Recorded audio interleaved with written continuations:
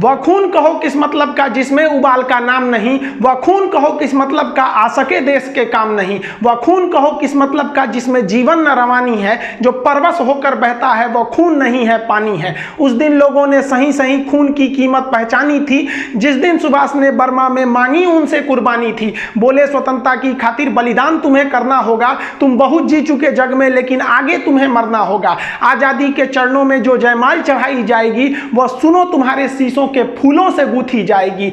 आजादी का संग्राम कहीं पैसों पर खेला जाता है, यह शीश कटाने का सौदा नंगे सर झेला जाता है। अजानू बाहू ऊंची करके वे बोले रक्त तुम मुझे देना, बदले में भारत की आजादी तुम मुझसे लेना। हो गई सभा में उथल पुथल, सीने में दिल न समाते थे, स्वर इंकलाब के नारे कोसों तक छाए जाते थे। हम देंगे देंगे रक्त बस यही शब्द सुनाई देते थे, रण में जाने को युवक खड़े तैयार दिखाई देते थे। बोले सुभाष वह आगे आए जिसके तन में भारतीय खून बहता हो, वह आगे आए जो खुद को हिंदुस्तानी कहता हो, वह आगे आए जो इस खूनी हस्ताक्षर करता हो, मैं कफन बढ़ाता हूं, वह आगे आए जो इसे हंस कर लेता है। सारी जनता हुंकार उठी, हम आते हैं हम आते हैं, माता के चरणों में हम अपना रक्त चढ़ाते हैं।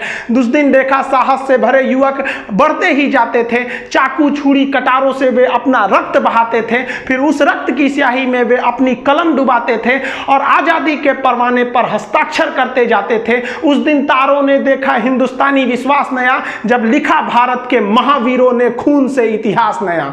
आप सभी देशवासियों को स्वतंत्रता दिवस की हार्दिक शुभकामनाएं। यह स्वतंत्रता दिवस हमारा हमेशा बरकरार रहे। हम लोगों को ये जो आज़ादी मिली है ये इतने आसानी से आज़ादी नहीं मिले, वो आज़ादी के लिए न जाने कितने वीरों ने अपने बलिदान दिए हैं। इसको दक्षिण का याद करिए, टीपू सुल्तान, वो मराठाओं की शक्ति, वो राजपूतों का बलिदान, वो सिखों की तलवार, झांसी की रानी, वो 11 साल का लड़का खुदीराम बोस जिसकी दाढ़ी मूछ नहीं थी, फिर भी उसने अंग्रेजों के आगे डट कर मुकाबला किया और अंग्रेजों ने उस बच्चे को फांसी चढ़ा दिया। वो सुभाष चंद्र बोस याद कीजिए, वो भगत सिंह, चंद्रशेखर आजाद, अशफाकुल्लाह खान, राम प्रसाद बिस्मिल, न जाने कितने वीरों ने इस देश को सींचा है अपने रक्त से, तब हमें ये आज़ादी मिली है। लेकिन आज भी अशिक्षितता के अभाव में, अशिक्षितता के कारण हम इस आज़ादी को अच्छे से नहीं ले जा पा रहे हैं। जितना देश को आगे जाना चाहिए, अभी भी देश को आगे ले जाने की ज़रूरत है।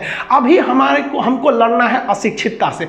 अगर हम अशिक्षित रहेंगे तो कभी आगे नहीं जा पाएंगे, हमारा देश का नाम उतना आगे नहीं जा पाएगा जितना हमें जाना चाहिए। इसलिए वर्तमान समय में आपको वो कोई ऐसा नहीं है कि अब आपको कोई अंग्रेजों से लड़ना, अभी आपको लड़ना है अंधविश्वास से, अभी आपको लड़ना है ऊंच नीच से, अभी आपको लड़ना है क्षेत्रवाद से कि तुम दक्षिण भारत को, हम उत्तर भारत के, तुम बिहारी, हम ये हम वो, मतलब ये सब चीज़ों से अभी लड़ना है। अभी लड़ना है अंधविश्वास से, जाति धर्म ऊंच नीच, इन सारी चीज़ों से लड़के हमें एक होना है। और यह जिस दिन हमें लग जाएगा कि नहीं, हिंदुस्तान के हर व्यक्ति के अंदर ये भावना आ जाएगी कि हमने अपने जाति धर्म ये सब बाद में, पहले हम सब एक हिंदुस्तानी हैं, ये भावना जिस दिन आ जाएगी उस दिन हमें सच्चे मायने में आज़ादी मिल जाएगी। अभी हमें बहुत कुछ करना है इस देश को आगे ले जाने को। हमें अपने देश को अमेरिका, ब्रिटेन, जापान जैसे देशों के विकसित श्रेणी में लेके आगे जाना है। ये केवल हम तभी ले जा सकते हैं जब हम शिक्षित होंगे। नई शिक्षा प्रणाली भी इसी ओर में कदम बढ़ाने के लिए एक बहुत ही बढ़िया कारगर साबित हुआ है। हम लोगों ने, ऐसा नहीं है कि हम लोग आज़ादी के बाद हर मोड़ को देखा, ऐसा नहीं कि केवल विकास देखा या केवल मतलब विकासहीन देखा। हम लोगों ने बहुत सारे अच्छे काम भी किए। ग्लोबलाइजेशन, प्राइवेटाइजेशन और जो लिबरलाइजेशन था उसने देश ने काफ़ी तरक्कियाँ भी की। हमने कई सारे युद्ध भी देखे, उस कई युद्धों में हमने ऐसी जीत दर्ज की जो पूरी दुनिया में कहीं नहीं देखी गई थी। 71 की लड़ाई में जब 93,000 फौजियों को हमने घुटना टिका दिया था, लेकिन वही युद्ध में हम लोगों ने देखा कि 62 में कैसे हमने मतलब संसाधनों के अभाव में हम लोगों ने उतना अच्छा काम नहीं कर सका। लेकिन उसी 62 के बाद 5 साल बाद हम लोगों ने चाइना को मुंह तोड़ जवाब दिए थे। उसी मुंह तोड़ जवाब का आपको नमूना दिखाते हैं। वुहान में चाइना के एक स्लीपिंग बुद्धा काफी मंदिर प्रसिद्ध है, महात्मा बुद्ध का। वहां पर भारतीय राजनयिक जो दूतावास थे, कॉन्सुलेट में काम करते थे, उनका नाम था कृष्णन रघुनाथन। ये 4 जून 1967 को यहां से जा रहे थे, तो इन्होंने अपनी गाड़ी को रोककर इस महात्मा बुद्ध की मूर्तियों के तथा मंदिरों के अवशेष का फोटो लेने लगे थे। ये एरिया मिलिट्री वाला एक छावनी का एरिया था। अभी ये फोटो ले ही रहे थे कि चाइना की जो पीपुल्स लिबरेशन आर्मी है पीएलए ने इन्हें आकर गिरफ्तार कर लिया। ये समझाते रह गए कि हम फोटो यहाँ की मिलिट्री बेस का नहीं ले रहे थे, बल्कि हम यहाँ महात्मा बुद्ध की फोटो ले रहे थे। और महात्मा बुद्ध का भारत से तो कितना लगाव है, हमने ही पूरी दुनिया को बुद्ध दिया, हमने चीन को बुद्ध दिया, बदले में उसने हमें युद्ध दे दिया था। तो हम लोग महात्मा बुद्ध की फोटो को आज भी इज्जत से देखते हैं लोग। तो ये फोटो ले रहे थे, लेकिन चाइनीज पीएलए वालों ने इनकी बात को नहीं सुनी और उन लोगों ने इन्हें अरेस्ट कर लिया, इन पर जासूसी का आरोप लगाया। और जासूसी के आरोप लगाने के बाद इन्हें पूरी जनता के सामने बेइज्जत करने के लिए 15,000 लोगों के आगे इन्हें मुकदमा चलाया गया और इन्हें जासूसी का आरोप लगाकर इन्हें पर्सोना नॉन ग्राटा घोषित कर दिया गया कि अवांछनीय व्यक्ति इसे देश से निकालिए। और अगले दिन मतलब ये मुकदमा चलने के बाद 13 जून को इन्हें पूरी तरह एयरपोर्ट पर घसीटते हुए लाया गया। इतना घसीटा गया था कि इनके पैर से जूते निकल गए थे, इन्हें नंगे पांव घसीटा गया।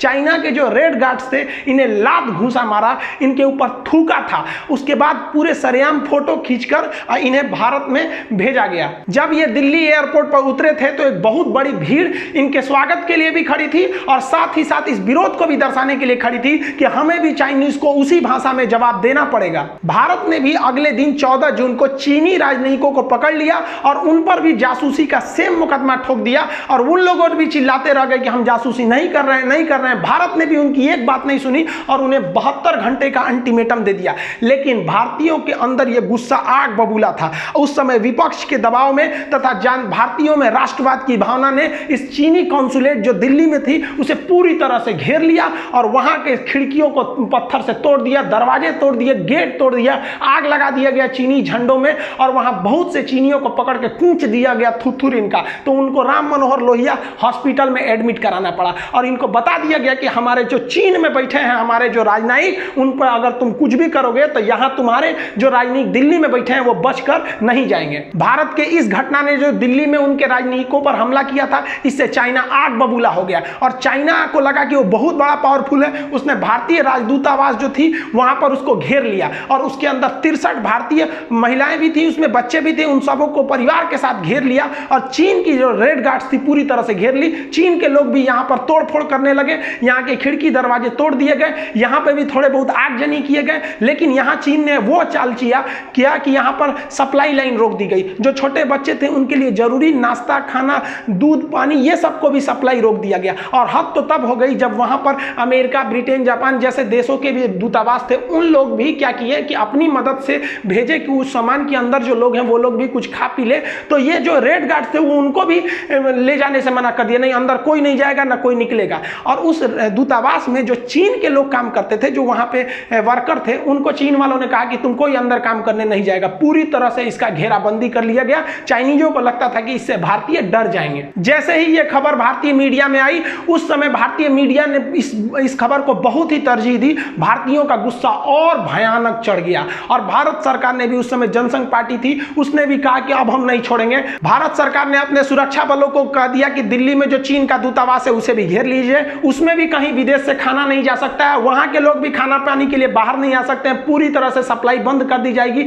वहां पर भी वहां के जितने लोग हैं उनको कहीं से ना आने जाने कहीं की कोई इजाजत नहीं दी जाएगी। जो जो चीन के बीजिंग में हो रहा है वह सब दिल्ली में किया जाएगा। अगर वहां बंदी बनाए गए हैं तो यहां बंदी बनाएंगे। आप अगर वहां कुछ अत्याचार करते हैं तो उम्मीद रखिए कि यहां उनसे दुगना अत्याचार किया जाएगा। यहां चीन एक चाल चलने की कोशिश किया। जो उसके दूतावास थे वहां पर जो लोग बंधक बनाए गए थे वो तो अलग थे, जो हॉस्पिटल में हाथ गोड़ तुरा गया था उन लोग का कूच दिए थे सब भारत वाले। दिल्ली वाले बहुत अच्छा काम किए थे। इस चीज के लिए दिल्ली वालों को सैल्यूट करते हैं कि जब देश की बात आएगी ना तो भाड़ में गया इंसानियत। अगर हमारे देश की इज्जत पे आएगी ना तो थूर देंगे ऐसे ही, तुम चाहे कितनों बड़े के देश के रहो। तो यहाँ पर दिल्ली वाले ने जो कूचा था, वो लोग राम मनोहर लोहिया हॉस्पिटल में एडमिट थे। तो चीन जो था वहां पर एक स्पेशल कोड भेजा दूतावास भारतीय विदेश मंत्रालय को कि हमारा एक विमान जो है वो इस रास्ते से जाएगा और जो थुरा कुछ आ गए हैं सब वहां पर छोटका छोटका चीनिया सब, उनको भर भर के ले आएगा। तो भारत सरकार ने ओपन बिना कोडलेस के संदेश भेज दिया। देखिए जो विदेश में राजदूतों से बात होती है वो कोड में बात होती है, वो सीक्रेट कोड होते हैं। उस चीज को हम यहाँ नहीं बता सकते हैं आप लोग को, वो चीजें वो कोड होती है, दूसरा कोई उसको मतलब डिकोड नहीं करता है। लेकिन भारतीय विदेश मंत्रालय ने ओपन बोल दिया कि कोई भी जहाज को, चीनी जहाज को भारत में घुसने नहीं दिया जाएगा। और हिंदुस्तानियों की उस समय हिम्मत की तो सैल्यूट करनी पड़ेगी जब हिंदुस्तानी एयरफोर्स को यह आदेश दिया गया कि इस रास्ते से अगर कोई भी चाइनीज जहाज गुजरता है, एक्चुअली उस समय तो ये पूरा पूर्वी पाकिस्तान था, ये तो 1971 में हम लोग कूच काच के इसको अलग किए, इसका वीडियो बना चुके हैं, आप उसको देखे होंगे कि कैसे हम लोग पाकिस्तानियों को कूचे थे। उस समय 93,000 फौजियों ने हाथ जोड़ के सरेंडर किया था कि मत मारिए हमको। तो यहाँ से वो लोग घुसना चाहते थे, तो भारतीयों ने एकदम प्लान बना दिया था कि एयरफोर्स को सख्त आदेश था कि कलकत्ता से एयरफोर्स उड़ान भरेगी और चीनी विमानों को इस तरह से घेर लेगी कि उन्हें इलाहाबाद या लखनऊ पर उतरने पर मजबूर कर दिया जाएगा। अब एयरफोर्स घेर लेगी तो उतरेंगे कहीं नहीं, आगे जाके जहाज, एयरफोर्स की जहाज तो छोटी होती ना, कलाबाजी करने लगे, आगे ऐसे ऐसे करेगी अपने से उलट जाएगा, हम लोग क्या कहेंगे, डरा के उलट दिया था। तो ये लोग चीनियों को था। दूसरा कि अगर ये लोग ढिठाई करेंगे तो भाई हम लोग किसी पे डायरेक्ट हमला भी तो नहीं कर सकते हैं, सिविल एयरपोर्ट है, कोई मान लीजिए कोई लड़ाकू जहाज तो भेजा नहीं था, वो सवारी वाला था। अगर दिल्ली पहुंच भी जाता है तो भारत के पास एक और रास्ते थे कि ससुरा का पेट्रोले नहीं भरने दिया जाएगा, अब ले तो ढकेल के नहीं ना ले जाएगा यहाँ पे। तो ये रास्ते थे। चीनियों को पता चल गया कि भाई साहब ये तो भारत वाला सब एकदम भड़क गया है, सब 1962 नहीं है ये तो अब तो गड़बड़ कर देगा। तो चीनियों ने डर के मारे जहाजिए नहीं भेजा, उसके पायलट आने से मना कर दिए, नहीं जाएंगे, वहाँ एयरफोर्स तैयार है, हम लोग को इससे लड़ेंगे, हम लोग एयरफोर्स मार देगा सब, इसको दिक्कत हो जाएगा। चीन वाले आए ही नहीं सब। तब चीन को समझ में आ गया कि हम भारत को एक बार धोखा दे सकते हैं, दोबारा धोखा नहीं दे सकते हैं, हम सबको सजग रहना चाहिए। पाकिस्तान और चीन पर भरोसा करना और उनसे दोस्ती रखना मतलब अपने बेडरूम में सांप को सुलाना है। इस साले कब काटेंगे सब किसी को नहीं पता है, ये पैदे इसीलिए हुए हैं सब ताकि इनको धोखा दिया जाए। चीन को उसकी औकात समझ में आ गई कि अब हमारे जो राजदूत जो फंसे हैं सब दिल्ली में, आधा तो हॉस्पिटल में से, आधा दूतावास में से। अब भारतीयों का गुस्सा एकदम बढ़ते जा रहा था। तभी खबर आई कि चीन ने भारतीय दूतावास जो चीन में है उसकी जो घेराबंदी की थी उसे हटा दिया गया, खाने पीने की सप्लाई फिर से चालू कर दी गई। तब भारत ने भी यहाँ क्या किया कि जो उनके राजदूत थे जिन पर जासूसी का आरोप लगा था, तो हमारे कैसे जासूस हमारे दूतावास को पीट पीट के आप लाए थे, हमारे राजदूत को भारत ने भी उनको घसीटते हुए रोड पर लाया, ऐसी ही भीड़ में लाया और फोटो खिंचवा के एयरपोर्ट पे बैठाया, पूरी दुनिया को दिखा दिया कि देखिए ये चाइना का राजदूत है। और हद तब भारत ने कर दिया जब भारत ये सब होने के बावजूद चीन को स्पष्ट संदेश भेज दिया कि आपको भारत में दूतावास खोलना है तो खोलिए, लेकिन आपकी सुरक्षा की गारंटी हम नहीं लेते हैं, क्योंकि हमारी देश की जनता कूच देगी ना तो फिर हम नहीं हैं। आपका मन है तो रखिए, नहीं मन है तो मत रखिए। चाइना ने 80% लोगों को बुला लिया, हमको तो लगता है ससुरे भाग गए सब डर के मारे काठमांडू के रास्ते से कि दिल्ली वाला कूच देगा सब। एक नंबर काम किया सब दिल्ली वाले। तो आपको क्या लगता है चीन बहुत शक्तिशाली है? हम लोगों को देखिए सबसे बड़ा रिस्क क्या होता है, रिस्क नहीं लेना। इतनी औकात नहीं है, हम सब जिस दिन एक खड़े हो जाएंगे ना उस दिन औकात दिखा देंगे चाइना के कि तुम क्या चीज हो। बस चाइना में क्या है कि वहां पे देश बड़ा होता है, वह अंदर वो लोग क्या है ऊंच नीच वहां पे भी है, गरीबी अमीरी जात धर्म वहां भी है, लेकिन वो देश के नाम पर एक हो जाते हैं। हम लोग को क्या है कि भाई साहब हम लोग किसी किसी के क्या है अंधभक्त है और किसी के अंध विरोधी है, मतलब वो कुछ करेगा हम ससुरा का विरोध करेंगे, और कुछ ऐसे भी लोग हैं कि कुछ भी करेगा तो समर्थन करेंगे। ऐसा नहीं है, जब देश की बात आनी चाहिए तो हम सबको एक हो जाना चाहिए। आप कमेंट करके बताइएगा कि भारत के लोगों ने जो कूचा था 1967 में वो ठीक किया था कि नहीं, और क्या 2020 में भी गलवान में घुस के कूचना चाहिए कि नहीं कूचना चाहिए। हमारे हिसाब से तो मोदी जी को कहना चाहिए कि एक बार छूट दे दीजिए गलवान जाने का, ससुरा कूच के आ जाएंगे लोग, एक नंबर रहेगा। 1962 से लेकर आज तक दहल रहा है दिल में, कितना देर से आग लेके रखेंगे। ज्वालामुखी जो होता है ना उसको फटना जरूरी होता है, नहीं तो एक दिन बड़ा भयानक विस्फोट कर जाता है। और अरुणाचल प्रदेश से लेकर लद्दाख से लेकर हम सबको साथ खड़े रहना पड़ेगा। और बहुत हम हाथ जोड़ के आप सबका धन्यवाद देते हैं जो चाइनीज सामानों का बहिष्कार किया, तो गवर्नमेंट को इतना मनोबल मिल गया ना कि गवर्नमेंट को एकदम विश्वास हो गया कि नहीं हम अब चाइना से युद्ध भी कर देंगे ना तो पब्लिक हमारे साथ में है। ये चीज बहुत बेहतरीन है। राष्ट्र के पहले हमारा राष्ट्र होना चाहिए, पहले हमारा राष्ट्र, बाद में कुछ है हम हैं, पहले हम हिंदुस्तानी हैं। और ये भावना रहेगी ना तो चीन को हम लोग 2030 तक उनको बढ़िया से उनका सबक सिखाएंगे। उनका दूसरा सबसे बड़ा पार्टनर हम लोग बन जाते हैं लोग, और हमारी ही जमीन को कब्जा करेंगे। जो 1967 में हुआ वो 2020 में भी वही खोज रहा है। आज सुबह ही मोदी जी ने भी कह दिया था कि चीन के कहने पर या किसी विदेशी ताकतों के कहने पर भारत अपनी सड़कों को नहीं रोकेगा। हम कश्मीर से कन्याकुमारी तक सड़क बनाएंगे और हम बनाएंगे। मेन बवाल जो हुआ था सड़क बनाने का ना, देख लो चाइना हमारी सड़कें बनकर रेडी हो गई। झारखंड से लेके गए थे मजदूरों को वहां सड़क बनाने के लिए। यहां पर हम सबको एक साथ खड़ा होना चाहिए। जब भी देश पर कोई संकट आता है ना तो एक साथ खड़ा होना चाहिए। लेकिन आप भी याद कीजिए गलवान के मुद्दे पर हम गवर्नमेंट के साथ खड़े थे, पल पल साथ खड़े थे, यहां तक कि युद्ध में भी हम साथ खड़े रहेंगे। लेकिन कोरोना के मैटर पे हम कहीं ना कहीं गवर्नमेंट से थोड़ा थोड़ा अलग हो गए थे। गवर्नमेंट जो लॉकडाउन खोली थी या जो इसमें जो ढील दी वो गवर्नमेंट को पता था कि हम लोग जो दे रहे हैं इससे कोरोना बढ़ेगा, लेकिन मीडिया ने या फिर पब्लिक ने इतना ना प्रेशर बढ़ा दिया जिसका कोई हद नहीं। ये मानते हैं कि लॉकडाउन से गरीबी बढ़ेगी, बढ़ेगी, भूखमरी आएगी, बहुत से लोग की जान भी जाएगी, लेकिन इतना तो हम गारंटी लेते हैं कि लॉकडाउन से 40,000 लोग नहीं मरते जो कोरोना से मर गए। अब क्या पता कि कितने अच्छे अच्छे लोग मरे। अब्दुल कलाम जब ट्रेन में अखबार बेचते थे तो आपको पता था क्या कि साइंटिस्ट बन जाएंगे? आप जब ये नरेंद्र मोदी चाय बेचते थे तो आपको पता था क्या कि यही नरेंद्र मोदी एक दिन चाइना में गलवान वालों को मुंह में आंख मिला के कहेगा कि वापस जाओ नहीं तो हम नहीं हटेंगे। कुछ भी देखिए, कोई भी व्यक्ति मरता है तो वो कुछ इस देश के लिए वो एक बहुत अभिन्न हिस्सा होता है। तो कोरोना से जितनी जान गई शायद लॉकडाउन से उतना नहीं जाता।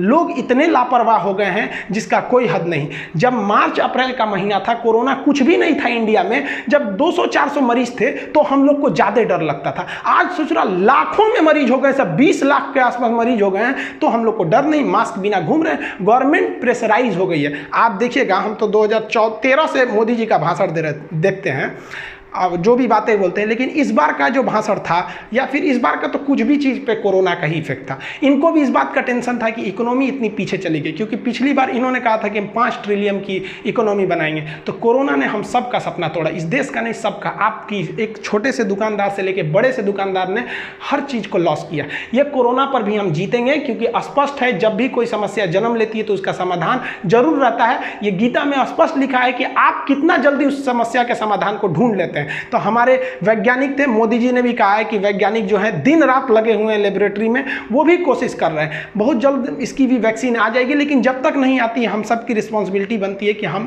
अपने आप को संभाल कर रखें, क्योंकि आपकी इम्यूनिटी अच्छी हो सकती है, आपके वजह से दूसरे को खतरा हो सकता है। रूस की वैक्सीन कहा जा रहा है कि सक्सेस भी है, उस पर 100% WHO बिलीव नहीं कर रहा है। अगर वो है भी तो हम लोग को 2021 में ही मिल पाएगा। अभी तो बहुत कम चांसेज है, लेकिन कुछ भी कहा नहीं जा सकता है। हम वही देश है जहां मास्क नहीं बनता था, आज दुनिया में सबसे ज्यादा मास्क हमारे यहाँ बन रहा है। PPE किट था चाइना से आता था, आज पूरी दुनिया में हम लोग सप्लाई कर रहे हैं। तो हिंदुस्तान वालों की प्रतिभा पे तो कभी शक नहीं करना चाहिए। लोग कह रहे हैं ना कि वैक्सीन बन जाएगी तो कहाँ कितना जल्दी प्रोडक्शन होगा। अरे भारत वाले को दे दीजिए ना, यहाँ दिन रात इतना ना प्रोडक्शन कर देगा कि एक्स्ट्रा में वैक्सीन हो जाएगा। तो हम सब यही दुआ करते हैं ऊपर वाले से कि जल्दी से जल्दी ये कोरोना जाए, फिर से हमारा देश समृद्ध हो सके। हम अपने देश के बहादुर सिपाहियों को सैल्यूट करते हैं कि इस कोरोना में भी वो लोगों ने कुछ भी नहीं देखा, हमारे देश के लिए डट कर खड़े रहे थे वो लोग। ये जो हमारे भारत के फौजी हैं ये असली हीरो हैं। हमें बहुत गुस्सा लगता है जब मूवी में जो एक्टर काम करते हैं उसको लोग हीरो बोलते हैं। अरे वो हीरो नहीं है, वो एक्टर हैं। हाँ, अच्छे एक्टर हो सकते हैं, समाज के लिए अच्छी मूवियां बनाते हैं, सही है भाई साहब,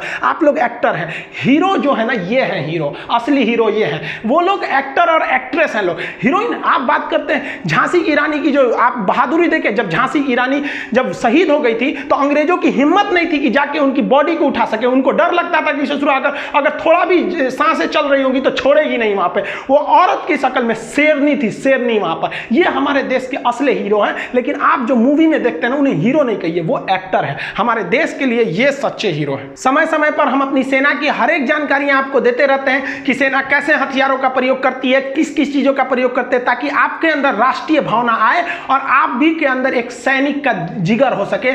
सैनिक केवल वो नहीं होता है जिसके पास हथियार हो, मेंटली भी आपको तैयार रहना पड़ेगा ताकि देश के लिए जब जरूरत पड़े तो आप आगे आ सके। हमारे सैनिकों के कदम से कदम मिलाकर चल सके ताकि इस देश के निर्माण में हम सब का योगदान हो। और भारत माँ का जो परचम है पूरी दुनिया में ला रहा है और दुनिया याद करे, मिसाल दे कि एक देश का, कि वह देश भारत जहां हजारों किस्म की भाषाएं बोली जाती है, 10 रंग के लोग रहते हैं, हर तरह की जलवायु पाई जाती है, ऊंच नीच बड़ा जाति धर्म हर चीज है, लेकिन जब देश की बात आती है तो हम सब एक रहते हैं। आप लोग के मन में एक डाउट है कि जो एप्लीकेशन आ जाएगा ऐप, तो क्या यूट्यूब पे वीडियो नहीं आएंगे? यूट्यूब पर वीडियो आते रहेंगे जैसे आ रहे हैं, ऐप पर भी पढ़ाई होती रहेगी। देखिए पढ़ाई का जो टॉपिक है, जो मेन टॉपिक है, वो इस पे भी होते रहेगा। एक्चुअली क्या होता है ना कि यूट्यूब पे अगर पढ़ाई का टॉपिक डाल दिया जाता है तो कुछ ऐसे भी है सब ससुरा जिनको पढ़ना उड़ने से कोई मतलब नहीं है, वो देख के कहते हैं ये कौन चीज़ है यहाँ पर। तो भाई ट्रक का माल टेम्पू में लोड नहीं होता है। तो जो मेन पढ़ाई का चीज़ है वो इसमें रहेगा। जो यूट्यूब पर वीडियो आते रहते हैं इंटरनेशनल रिलेशन के बारे में, वो आते रहेंगे।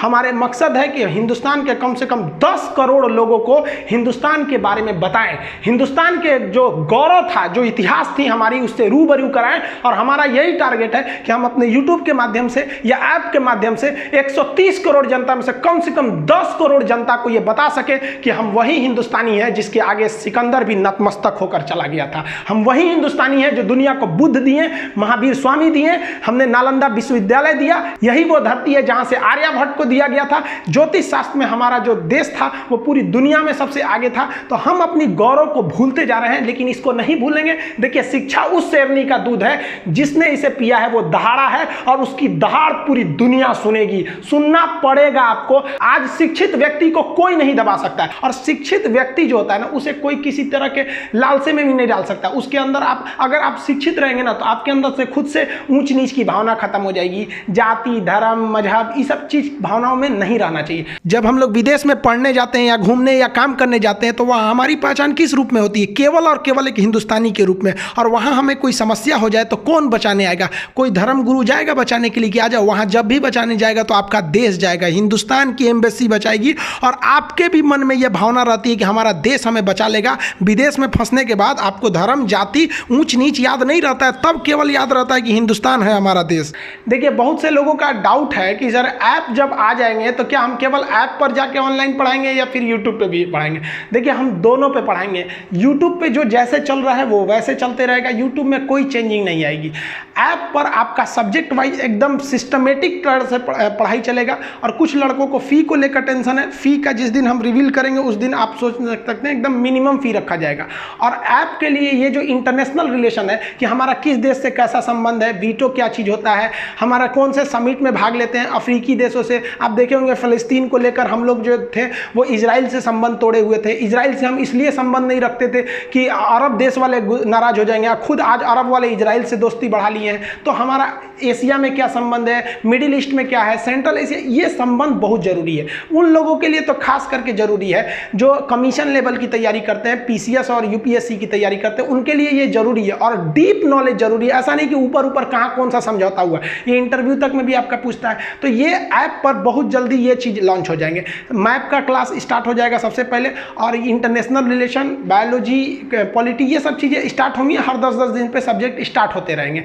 कुछ लोगों का कहना है कि सर यूट्यूब पे ही क्यों नहीं पढ़ा दे रहे हैं? तो देखिए, यूट्यूब पे पढ़ाने के कुछ नियम कानून है कि यूट्यूब पर अगर हम पढ़ाएंगे तो यूट्यूब के नियम्स को फॉलो करना पड़ेगा। कुछ चीज़ें हैं जो आपको हम बताना चाहते हैं लेकिन यूट्यूब पर आके नहीं बता सकते। इस पर भी 75 नियम है। ऐप रहता है तो वो हमारे हिसाब से चलता है, उस पर किसी के नियम कानून नहीं रहते। हम आपको खुलकर पढ़ा सकते हैं, आप खुलकर हमसे क्वेश्चन पूछ सकते हैं। ये सब चीज़ें यूट्यूब पर पॉसिबल नहीं थी, इसलिए यूट्यूब पर नहीं आ सके। ऐप पर जाने का एक और कारण था, देखिए हमने देखा कि गाँव के लेवल पर काफ़ी शिक्षा का लेवल नीचे है। अब जैसे मान लीजिए हम लोग तो इलाहाबाद से पढ़े, अब बहुत से लड़कों लोग अलग अलग यूनिवर्सिटीज़ हैं सब जो बहुत लेवल के हैं, और सब लोग नहीं ना जाके पढ़ सकता है इलाहाबाद में या फिर जेएनयू में या कहीं पे, तो उनको भी तो चाहिए उस लेवल की शिक्षा। तो मेरा यही मतलब था कि एक आपको ग्लोबल लेवल का स्टैंडर्ड आपको एकदम मिनिमम फी में आपको पहुंचाया जा सके, इसलिए हम ये दोनों माध्यम से आपसे जुड़ना चाहते हैं। हमारा यही है कि हम अपने जीवन में कम से कम 10 करोड़ हिंदुस्तानियों का उद्धार कर सकें ताकि इस देश को आगे बढ़ाया जा सके। इसलिए हम दोनों प्लेटफॉर्म को चुने, यूट्यूब भी चालू रहेगा और ऐप भी रहेगा। इसमें आप अपनी हर एक डाउट को पूछ सकते हैं। ऐप लॉन्च की घोषणा कभी भी हम आके यूट्यूब पर कर सकते हैं। आप सभी को स्वतंत्रता दिवस की ढेर सारी शुभकामनाएं। मिलेंगे अगले वीडियो में, तब तक के लिए जय हिंद, भारत माता की जय।